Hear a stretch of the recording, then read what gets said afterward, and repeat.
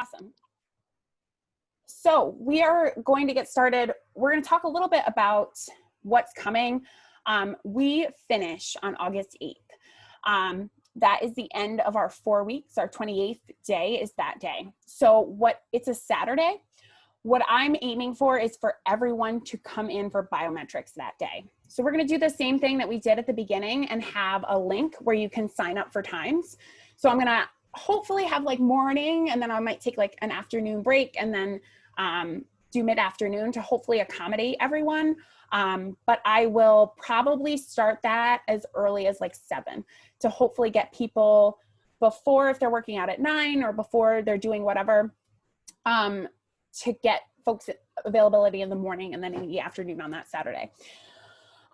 We did like 2 weeks, 6 different days. That was like not great for me. So we're going to try to consolidate it all on the 8th. If you have a problem with the 8th, let me know. Okay.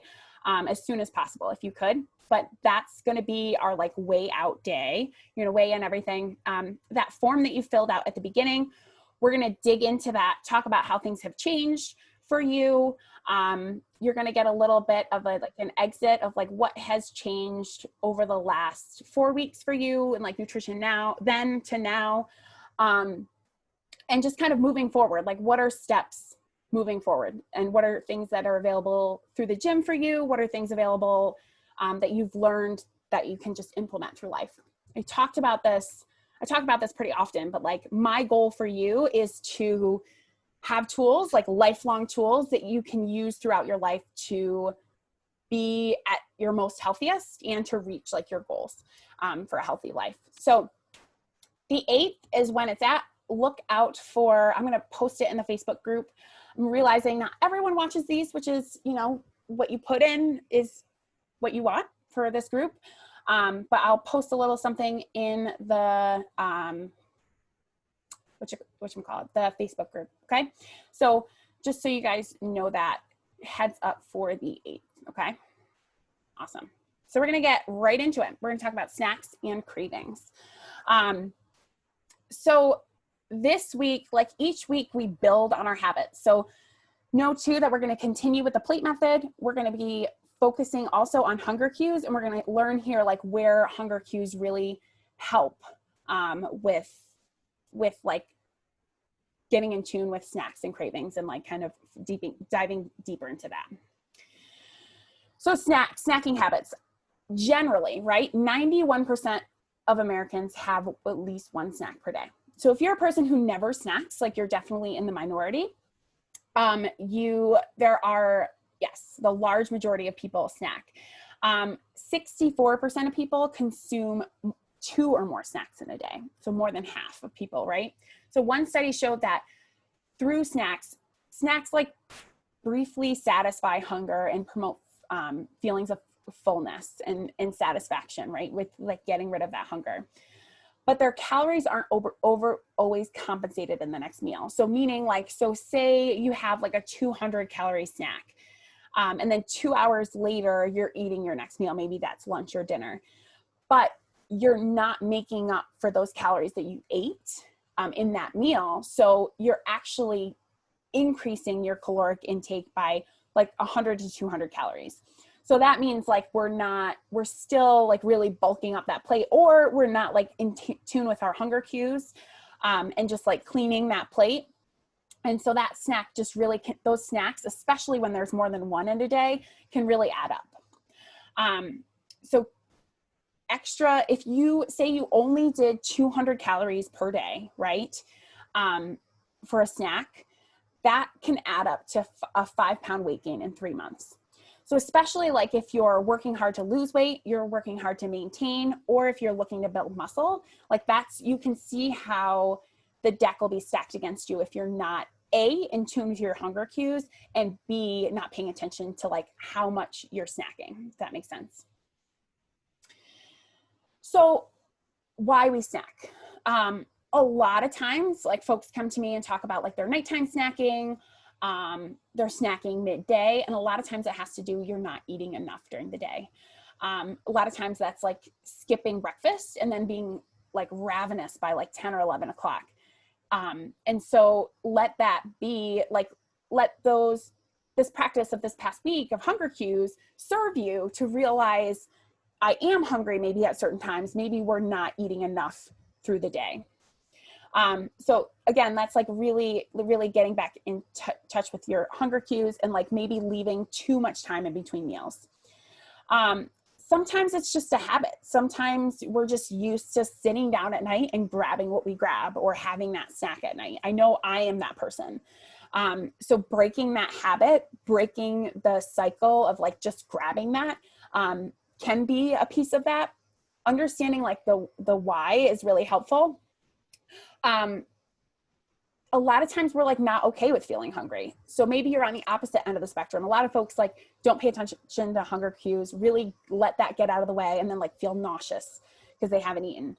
Or you could be on the opposite end of the spectrum. As soon as you feel like a twinge of discomfort, like you're eating, right? And that kind of lends to emotional eating, right? So it might be that you're not actually hungry, but that you're like happy, that you're celebrating, that you're sad, that you're mad, that you're bored, that you're stressed. A lot of times people who, especially through quarantine, when you're home more and you have that boredom and you have that accessibility or you're procrastinating, that is when like you kind of get into that mindless snacking, emotional eating, right? And so you might think like I posted that GIF, right? That was like the girl like shoving snacks in her face. Like a lot of people think of emotional eating in that extreme term, but a lot of times like that emotional eating can be with happiness, right? It can be celebrations and going out with your friends or celebrating with your spouse. The biggest thing is really asking why you're hungry and why you're snacking, right? Are you truly hungry? And it's only been like 2 hours since your last meal. Like, so maybe what can you do with that meal to make it more filling, right? And also like if you're truly hungry and it's been 4 hours since your last meal, well, then maybe it's time to eat your next meal. Maybe it's not like an arbitrary time to eat. Like, so maybe you always eat at 12:30, but you're hungry at 11:30, and you ate a really early breakfast. Then you should eat. You should bump up that lunch to be earlier, or same for your dinner, right? Have that. If you can't have your meal, then really the big thing is if it's not possible, like let's have a healthy snack. And what does a healthy snack look like? It's a balance of protein, carbs, and fat. I always tell my clients, like coming with practice, like takes practice to like build a healthy snack, but I always tell folks to prioritize protein. That stuff's going to keep you full longer, and help you from like getting down that trap of like that incessant snacking and not stopping, right? So like the other piece to always remember is like, if food is not the problem, then food is not the answer. So like that's getting back to hunger cues, right? So like if I'm actually not hungry and I'm just grumpy and sad, I'm just really stressed out, build a habit at that time of like, maybe it's an evening walk, maybe it's like FaceTiming with a friend, something that's going to fill your cup, help support you emotionally, right? That's some of the self-care and gratitude stuff that we're doing. How can you channel some of that stuff to be your solution rather than like a food or a snack? So cravings.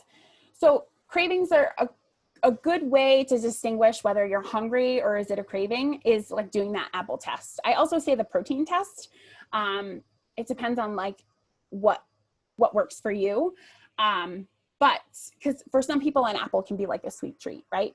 But it really asking like, if you're hungry, you'll eat anything. If you're craving, then it's like something specific. So like if you're like, my test is like, could I eat a chicken breast right now? Like, I like chicken, but like, that's not something that I like. For me, I know in a craving, like chicken is the least appealing thing for me. But if I'm hungry, that's something that I'm like, oh, I'll do that. So that's a good way to distinguish. So that's the apple test that we're referring to here. Find something that works for you, right? It can be caused by hormonal fluctuations. So like during like where you are in your cycle for women, especially, that can influence like sweet cravings. Some folks get salty cravings. The good thing is that we can plan for those. So finding healthy alternatives, maybe it's your protein shake that you can use as a sweet treat, but have a plan. So I always think of the quote, right? Failure to plan is planning to fail, right? So knowing that that time is coming, knowing maybe what your thing is, right? So is it sweet? Is it salty? What can we do to have ready that we can do that? Also, like, this is a little outside of hormonal, but like for me, I know that automatically when I drink alcohol, I'm not hungry. Like alcohol doesn't make me hungry, but I am a drinking snacker, right? I like to snack when I drink.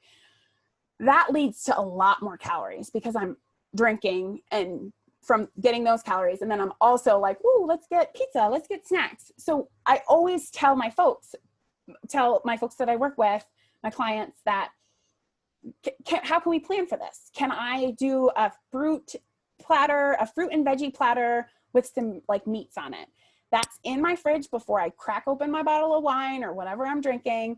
How can I put that in my fridge, get it ready, and then once have it out, then once I'm drinking, and then I can pull that from the fridge and have like a balanced snack. So if it's just you, obviously it's a plate, but if it's like with friends and stuff, have some healthy things that keep you on track available, right? Cravings often are caused by restriction. So I'm sure some of us can relate to this, that like going into maybe a season where you're trying to like really cut down your calories, you're trying to like get into a smaller size, or even just like the traditional diets that you've done. When you limit, we talk about this, I think I talk about this every talk, right? When you limit, and really creates that like pressure, and that it's just not good emotionally to have that relationship with food, to say, no, I'm not eating it. No, I'm not eating it. And then it just eventually snowballs into eating all the things, right? So when that happens, take that as an opportunity to learn from that. So like if maybe right now that's kind of what you're doing and like skipping out on some things, and then find that you like fall off a little bit, take that as an opportunity to learn, right? Like maybe I could have built in a treat earlier, like we had talked about, or right. And so like if the more you like resist, right, but the more like that craving is going to like keep coming and persist. So that's what we mean. Like the more you resist, it persists, right? So incorporate some of those treats and some of those things that you like in your plan, and make it intentional and make it mindful. Big part of this is knowing your triggers. You can't change what you don't know, right? So knowing when you're at that certain time in your cycle, right, that like being aware of that and planning for that is one example, right? Or knowing when you drink, right, being prepared for that. So what we're going to do this week is write down our snacks. So this isn't going to be required to like log it in MyFitnessPal. You can if you want to. That's not really the goal necessarily, is to get the caloric total. Like you could if you wanted to, but the goal is to really build this awareness of like, what am I taking bites of? What am I taking nibbles of in between meals? That's going to help us get like more in tune with our hunger cues. Like maybe you are hungry and resisting that snack, and maybe we're building up that like pressure of like restriction, right? And so maybe your snacking looks like bites and nibbles because you're not allowing yourself a snack, right? So that's what I meant here, rather than like being a tedious, like take a lick of this and take a that. Like we want to build awareness of like, what are we doing here in terms of hunger cues, and what are we doing here in terms of snacking and like in between meals. So we want to write down everything that you're eating that's outside of your meals, and why you're eating that and how you're feeling. So this is a little bit more than like, and that's why I was getting to, without like saying, I'm not necessarily worried about calories, but like I want to get to, why am I snacking? Am I actually hungry? why am I eating this? Like, is this, and like, it's okay. Like if you're going to have something and it's like, you're stressed out, good, do it. Let's learn from it. Right. And like, know that when I visit cousin Sally, she stresses me out and I like eat afterwards. Right. Like this is going to be a way to help find some triggers. Right. Like that was probably a silly example, but like, I think about really hard days with my 5-year-old, right? Like where I'm just like, oh my gosh. And, or like with my spouse or, you know, things like that. That's going to help really gauge. So we're going to keep this log, tracking our snacks, writing down why, like why are we eating this and how are we feeling? Okay. That's going to be our goal this week. This is going to help us find some trends with our snacking. Okay. And then we can make a plan based on that. Okay. So if you guys are finding trends early, like share them in the group, we can likely some other folks have similar trends as you. And like, we can share like, what are some, maybe your day 3 and you're like, I noticed this, oh my goodness, every day. Well, let's talk about it. We can come up with a plan together, right? We can make some actions based on those observations. Does that make sense to everybody? Cool. Seeing some nods. Perfect. So that is our next action this week. We're going to stick with hunger cues. We're going to stick with the plate method and we're going to add the snack log. Okay. Then we have our mini challenge. Who did planks last week? Raise the hands. Raise the hands, some of us. Cool. Planks. Good. This week we have a new one. You're going to do a random act of kindness for someone. Random. It doesn't have to be like crazy, right? You can hold the door for someone, right? That's our little goal for this week. Okay.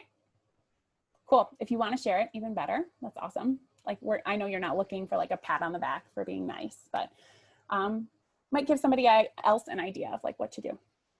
Okay. Cool. I'm going to take this down. Let's talk.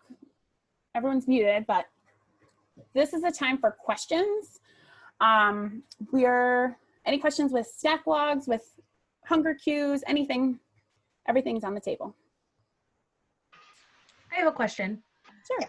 So I've mentioned before that my lunches, like when I'm at work, is more like a bunch of snacks. Like I don't like sit down and eat a big lunch. So should I log all of that? Like log everything I'm eating besides breakfast and dinner? So that's a great observation, right? I would give yourself a window, right? So if you're eating that throughout a 6-hour period, yes. If you're eating everything from like 11 to 12, I think that's your lunch and you don't have to log that, right? Yeah. So yes, and like maybe that'll help build a little bit of awareness where you need it. But if like the opposite is like, if you're eating it all like kind of within a time period, I would count that as your lunch.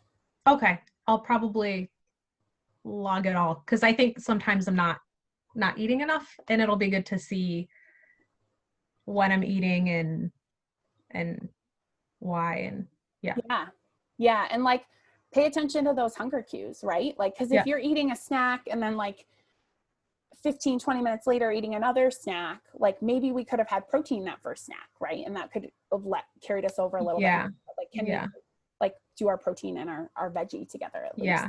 Or sometimes I'll just have like a protein shake sometime between like breakfast and when I get home at 1 o'clock, and then I get home and I'm starving and it's like then I'm like going for something quick. So I think it'll be good to see all of that. I can't tell you. So I work on an ongoing basis with 14 people, and all of the folks who don't eat for extended periods have found that like, and this is like research based too, not just like my clients, but like when you start eating more consistently and more, like weight falls off.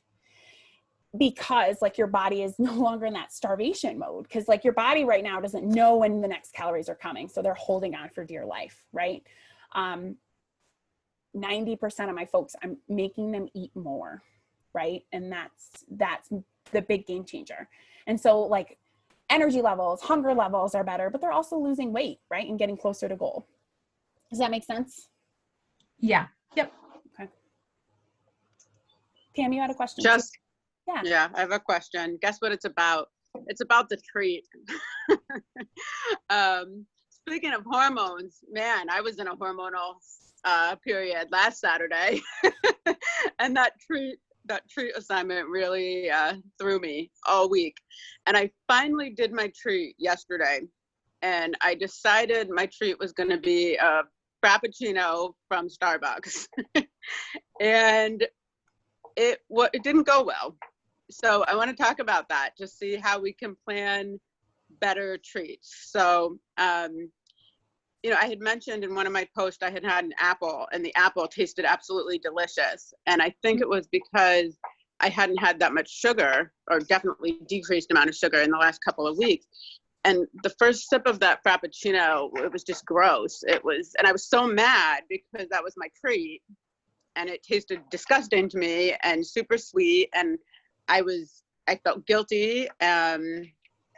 So I just want to talk about that. I think there's something deeper going on with me and the treats, but how we can better plan for treats that will make us feel joyful. Yeah. Yeah. So, and like, this makes a lot of sense to me from my experience of working with folks who have dieted for a long time, right? And have had a history of dieting, and that a treat feels off track, and a treat in itself is already stressful when you're on track, right? And even when you're like, oh, I had one, now I'm going to be good for the week, right? Well, so that there's a couple things, right? Like my brain is kind of going different places, but so just being aware of that like that response, I almost want to say visceral, but that seems like extreme, but like that response to like a treat and like having so much stress around that, know that that's you on a path to heal your relationship with food. When you start to take away those values of like good, bad, like worth it, not what, right? Like a lot of that stuff comes with like the emotional baggage of eating, right? So like, I feel like I'm talking a little bit in circles, but no, just know that. And that's going to take time to rebuild, right? And to find what works for you, and find also what's going to satisfy cravings, right? Not craving so much as like satisfy like that joyful part of eating, that celebration of eating. So I challenge you a little bit to say like, what, thinking back like on certain things, because for me, my treat a lot of times is like my dad's fried rice. Like I love it. It's so good. It reminds me of my childhood. It's like the comfort of my parents.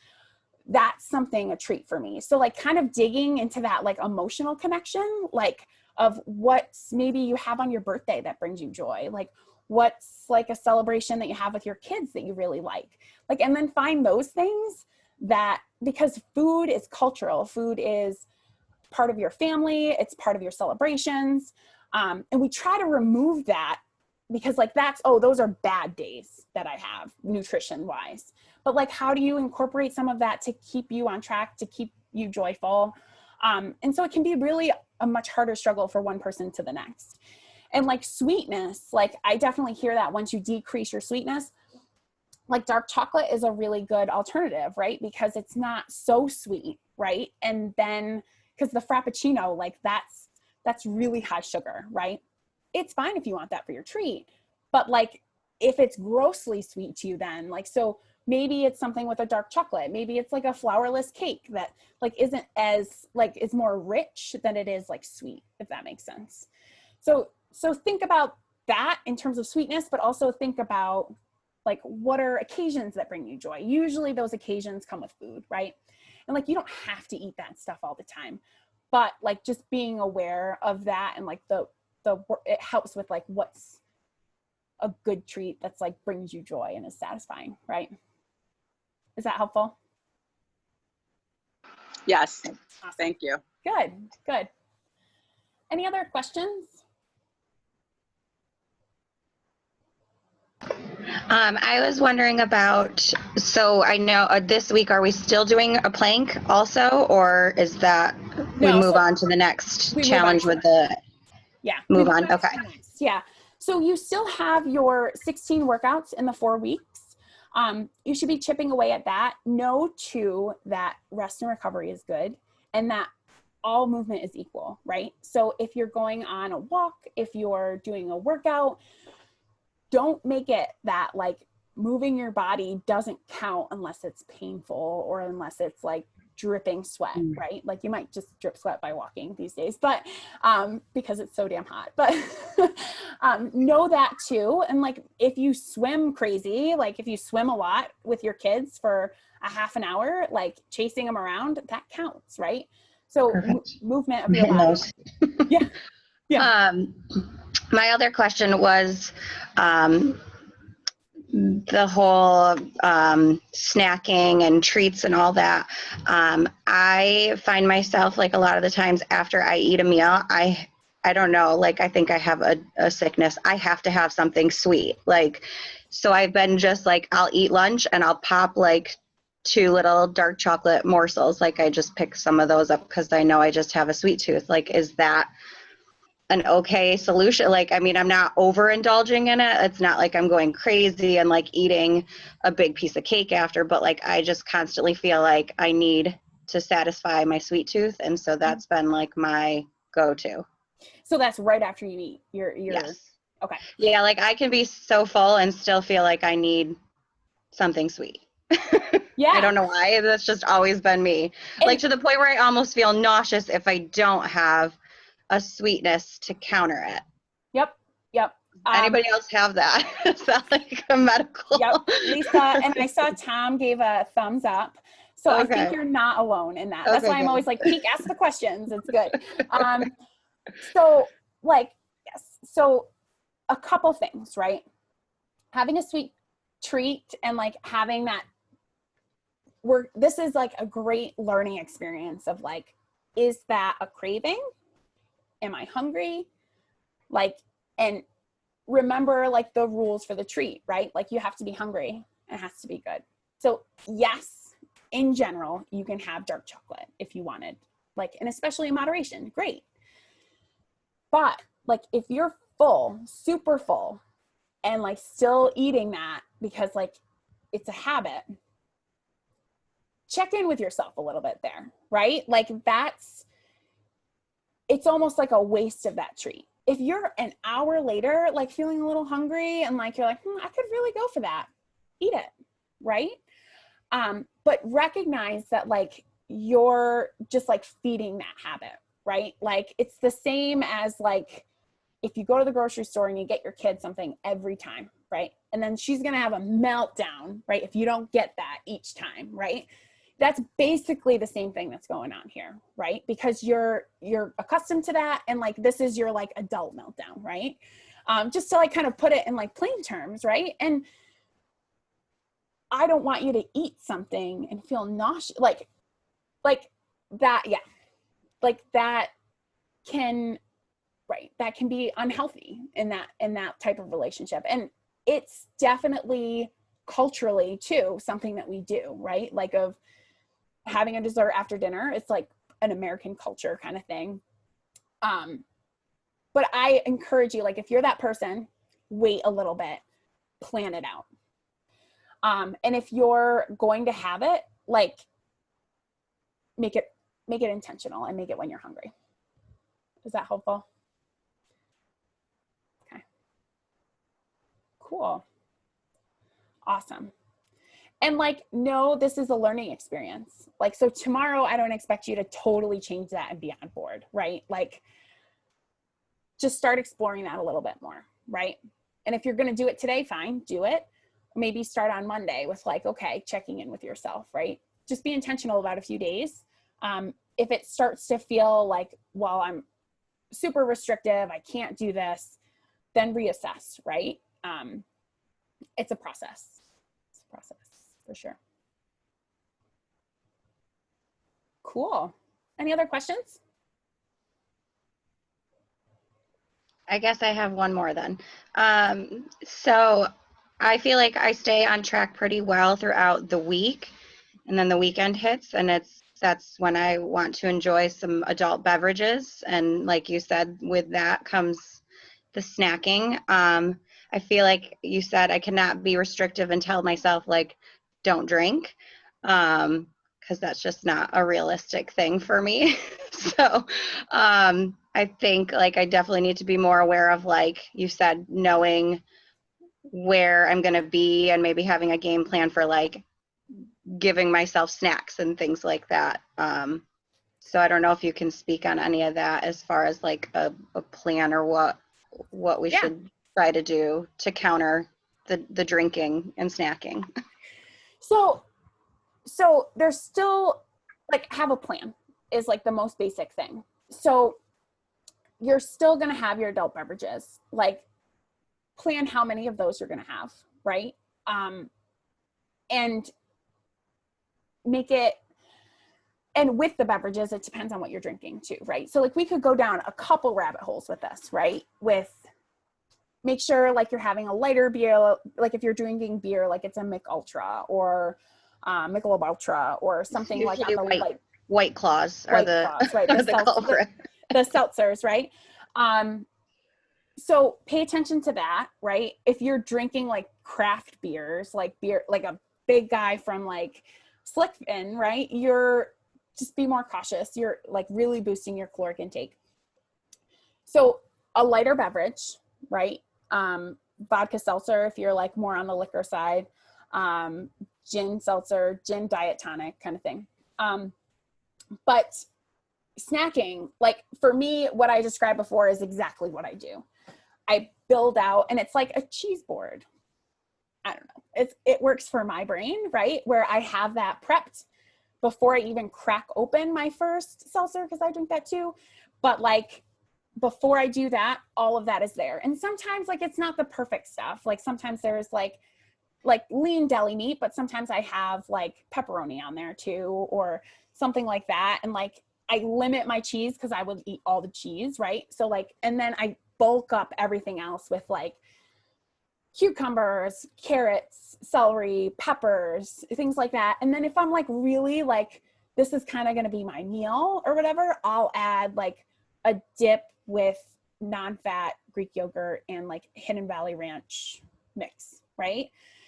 And so that way you're like, I'm partying, but like I'm definitely hitting, like there's just more veggies and more like, and some fruits you can have on there and grapes and stuff. But like my kids are eating from that too.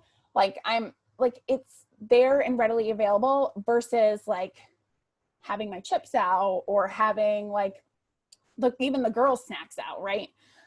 So just have something prepped beforehand if you're really gonna snack, and especially like if you're snacking through time.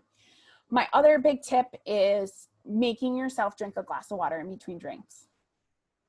Helps with your headache the next day if you're going that hard, but sometimes I get a headache with like 2, so that's fine. But drinking water in between is gonna help fill you up, and it's gonna help slow down your drinking. So that's gonna like naturally bring down those calories. Does that make sense? Cool. The plate thing works for me, like having that like ready and available, because I'm just like, oh, what's in the fridge, you know, grabbing stuff. So if it's like, if I can just pull that out, that's helpful for me. Does anybody else kind of do anything like when they're drinking to help them with snacking? Still just trying to hold on though.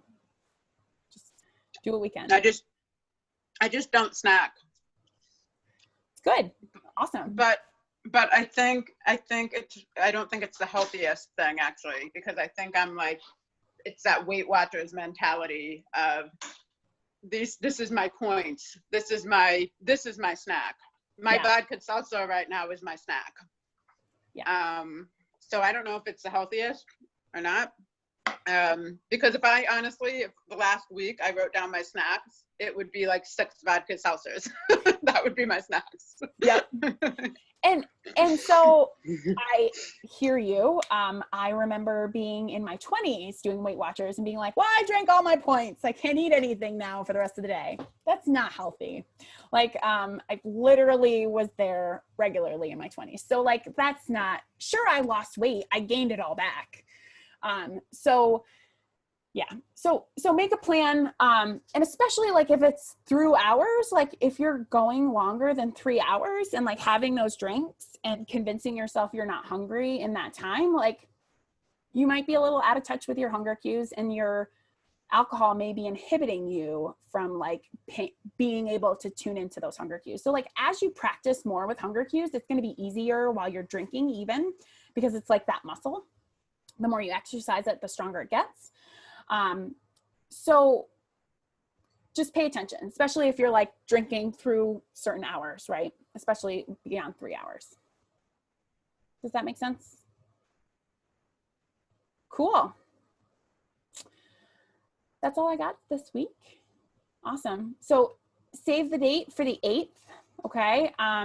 We're going to sit down. It'll be a little bit longer than when we started, because we're going to talk about like, it's kind of like your outro. Okay. So like, we're going to talk through what you wrote with how food was before, what we've learned, and kind of like moving forward, and how can I give you some tools to keep you on this path. Does that make sense? Cool. Awesome, everyone. We will be in touch. I'll have stuff through the group. Lisa so kindly reminded me yesterday that you guys ran out of those planning sheets because there was only 2 in the group. I need to figure out how to put a file on the Facebook group. I know that you can. So I will add that today once I figure that out. But yeah, so that will be there for you to print, because tomorrow is meal prep, like meal planning, not so much meal prep. Make sense? Good, good, awesome.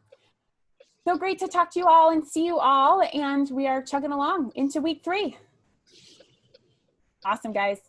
Have a great day, okay? Thanks, Jess.